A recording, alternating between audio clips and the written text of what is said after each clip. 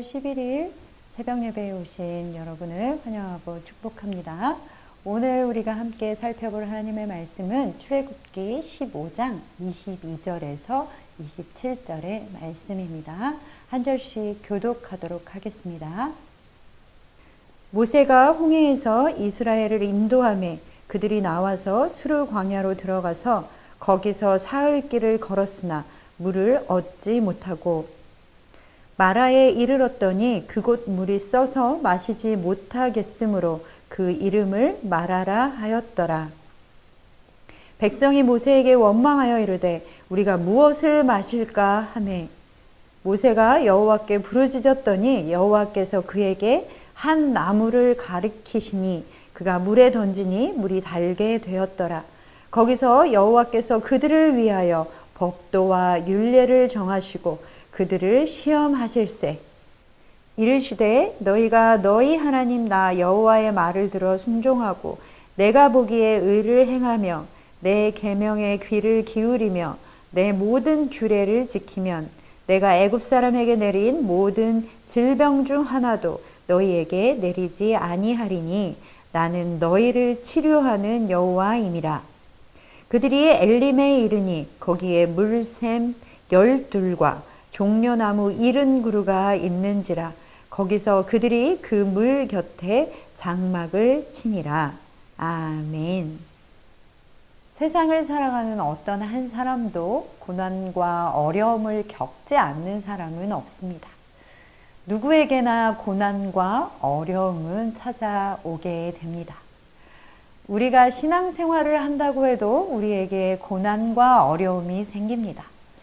즉, 고난과 어려움이라는 것은 구원받은 하나님의 백성에게도 그리고 구원받지 못한 사람에게도 동일하게 찾아오는 것입니다. 그렇다면 믿는 사람들에게 필요한 것은 그 문제가 생긴 것, 나에게 고난이 찾아온 것에 대해서 절망할 것이 아니라 그 문제를 어떻게 대할 것인가 하는 것이 중요합니다. 문제는 고난 자체에 있지 않습니다. 고난을 받아들이는 태도에 있는 것입니다.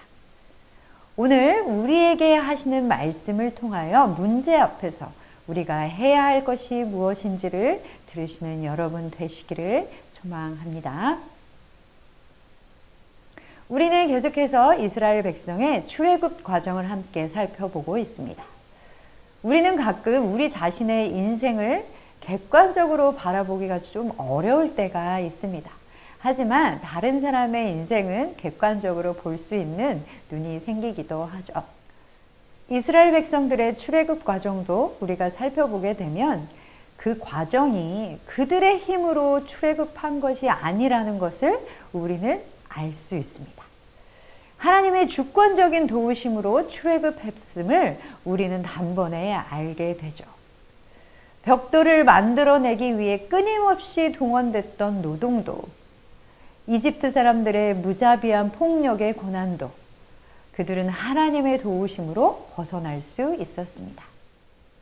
또한 그들은 바로 전에도 뒤에는 이집트 군사들이 앞에는 홍해가 막아서고 있는 그 절망적인 상황에서도 그 죽음의 순간에서도 하나님께서 자신들을 구원하셨음을 경험했습니다.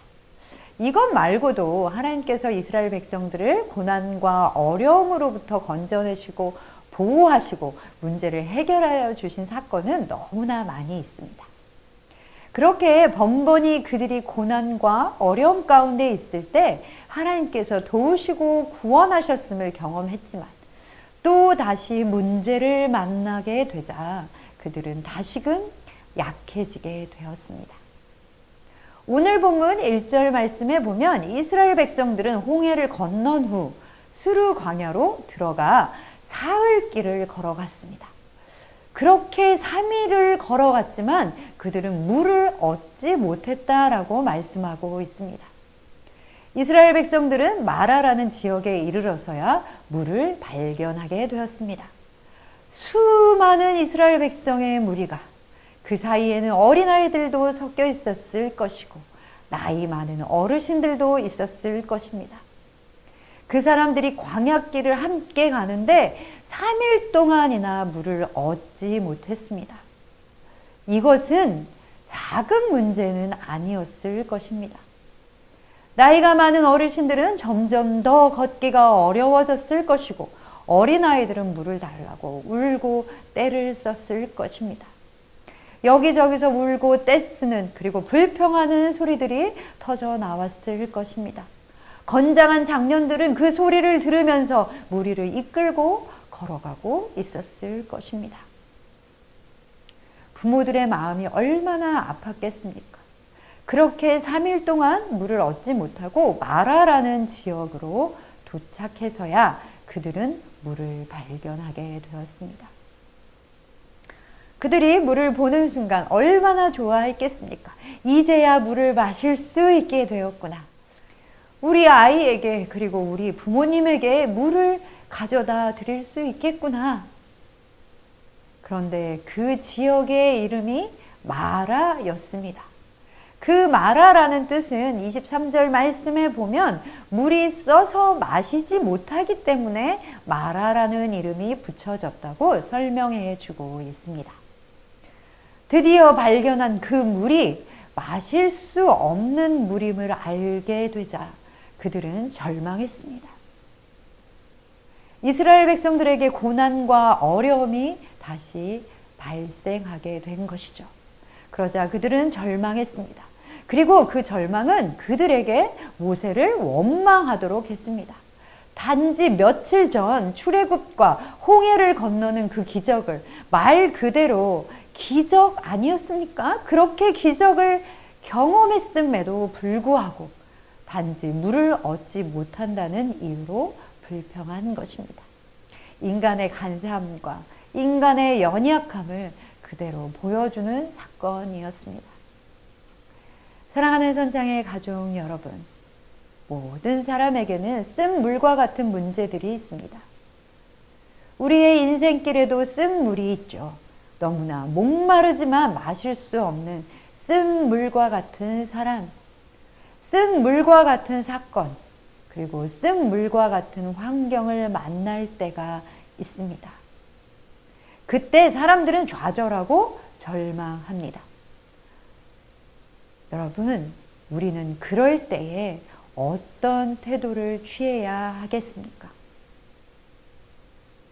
사람들은 고난 앞에서 자신의 힘으로 아무것도 할 수 없을 때에 절망합니다. 그러다 보니 내게 왜 이런 문제가 생겼나? 그 문제가 생겼음을, 왜 내게는 이런 고난이 찾아왔나? 고난이 찾아왔음을 원망하게 됩니다. 이스라엘 백성들도 바로 그렇게 했습니다.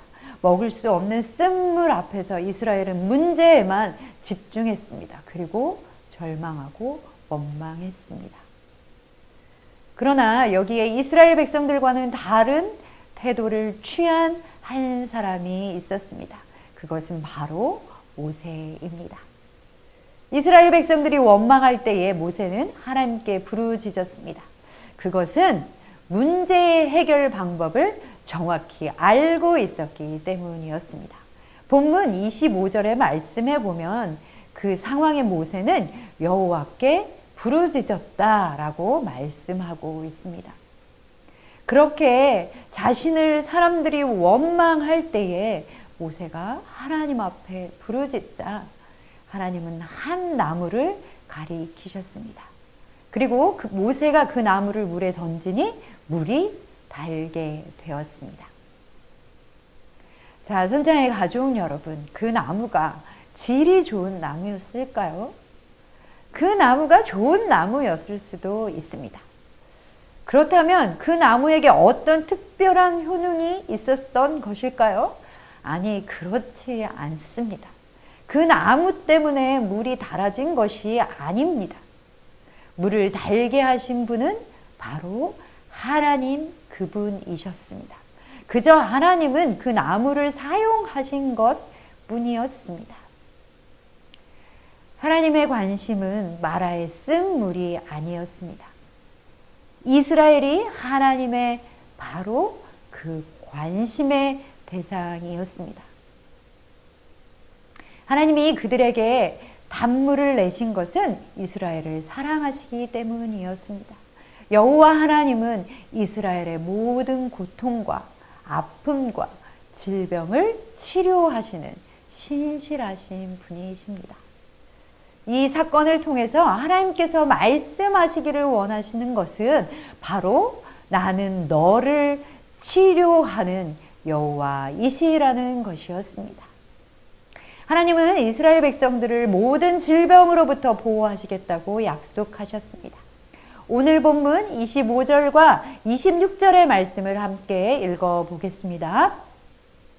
모세가 여호와께 부르짖었더니 여호와께서 그에게 한 나무를 가리키시니 그가 물에 던지니 물이 달게 되었더라.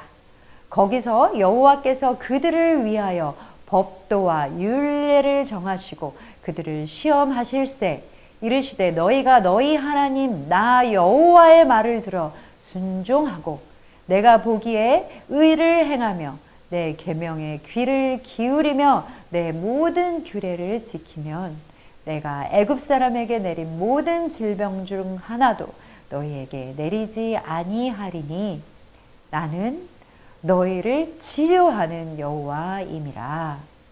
아멘. 하나님께서는 이스라엘 백성들에게 모든 질병으로부터 그들을 보호하시겠다는 약속을 하시기 전에 먼저 이스라엘 백성들에게 자신의 율례와 법도를 지키고 의롭게 살 것을 요구하셨습니다. 단지 하나님은 우리의 필요를 채우시는 것에 관심이 있으신 것이 아닙니다. 물론 하나님께서는 우리의 필요를 채우시고 우리를 구원하시는 분이십니다.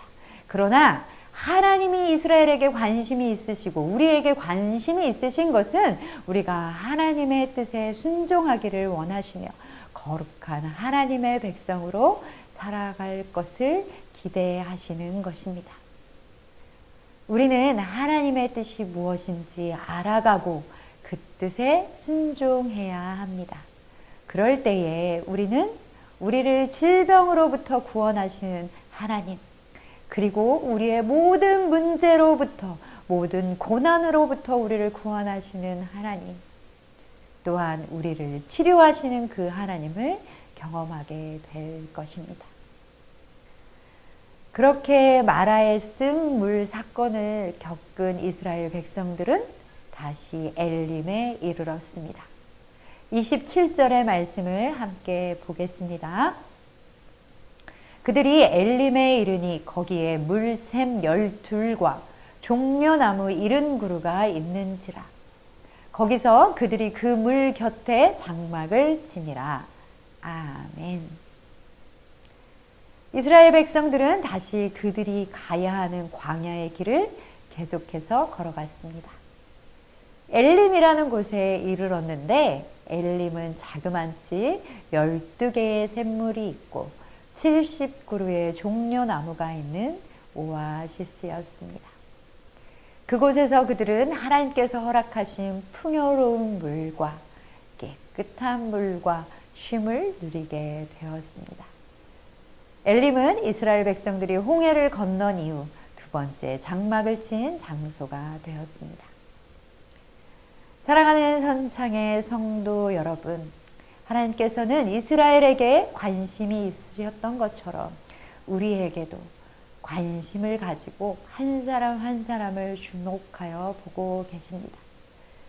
그렇기에 우리의 인생이 쓴물과 같은 인생이 아니라 단물과 같은 인생, 마라와 같은 인생이 아니라 엘림과 같은 인생이 되기를 원하십니다.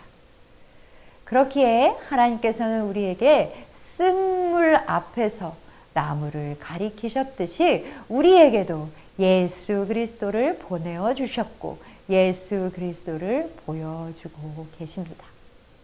베드로전서 2장 24절의 말씀은 이렇게 말씀하고 있습니다. 친히 나무에 달려 그 몸으로 우리 죄를 담당하셨으니 이는 우리로 죄에 대하여 죽고 의에 대하여 살게 하려 하심이라. 아멘. 예수 그리스도만이 우리의 쓴물 같은 인생을 완전히 다른 인생, 단물의 인생으로 바꿔주시는 분이십니다. 이것은 앞에서도 언급했지만 그렇다고 해서 우리에게 문제가 생기지 않는다는 것을 의미하지는 않습니다. 그러나 이제는 예수 그리스도로 인하여 단물이 된 우리에게는 우리를 고난으로부터 건져주시고 우리를 치료하시는 하나님이 계시는 것입니다. 그렇기에 우리는 고난 앞에서의 우리의 태도는 절망이 아니라 치료하시는 하나님을 의지하고 하나님께 부르짖는다라는 것을 기억해야 할 것입니다. 사랑하는 성도 여러분, 오늘 이 새벽에 이스라엘 백성들에게 약속하신 그 약속을 기억하십시오.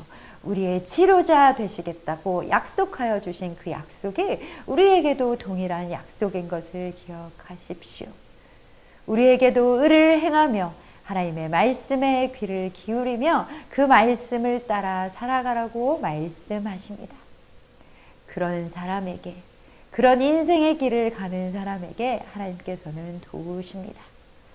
문제 앞에서 절망하시는 여러분 되지 마시고 믿음으로 살아갈 때 인생의 쓴물을 부딪히게 될지라도 바로 그 물 앞에서 하나님의 기적과 하나님의 사랑을 경험하게 될 것입니다. 오늘도 하나님의 기적을 경험하시는 전상의 모든 가족들 되시기를 소망합니다.